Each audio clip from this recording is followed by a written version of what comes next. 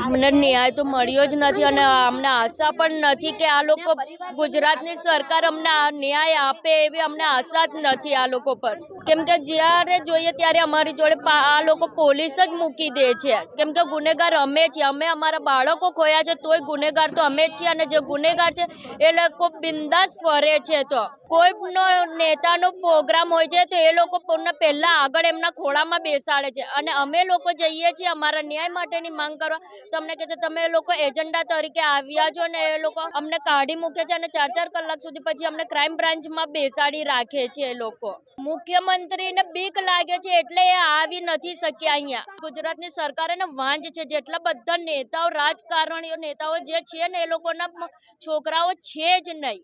કારણ ન્યાય જ્યારે આપવાનું હોય તો એટલા વર્ષો લાગે જ નહીં કે જે સ્કૂલ પ્રશાસન છે, કોટિયાવાલા છે અને જે તંત્રના અધિકારીઓ છે જેના હાઈકોર્ટને ઓર્ડર મુજબ ગુનેગાર ઠેરાયા છે આ બધાને સજા આપો। જાડી ચામડીનું પ્રશાસન તંત્ર નેતાઓ અધિકારીઓને આ માતાઓની વેદના, પીડિત પરિવારની વેદના કેમ નથી દેખાતી? આવનાર દિવસમાં વડોદરા શહેરના નેતાગીરીને માનનીય મેયરને, માનનીય મહિલા અને બાળ વિકાસ મંત્રી આ વિસ્તારમાંથી છે જે હરણી લેક ઝોન ને જે વિસ્તારના ધારાસભ્ય જે મંત્રી તમે બનાવ્યા છે એમને સૂચના આપો કે આ વડોદરા મહાનગર 62 લાખ રૂપિયા 4 કલાકમાં પ્રજાના પૈસા વેડફી નાખે છે પણ એમને ન્યાય નથી આપતું, તો એમને કોઈ હેન્ડસમ રકમ આવનાર બજેટમાં આ પીડિત પરિવારો માટે જાહેર કરે। સંસ્કારી નગરીને કલંકિત કરનારી આ દુઃખદ ઘટના કે જેને હવે 2 વર્ષ થઈ ગયા છે, સરકારની જે કોઈ મજબૂરી હોય, એક વકીલ તરીકે અને એક મનુષ્ય તરીકે મારી કોઈ મજબૂરી નથી। હું આ પરિવાર સાથે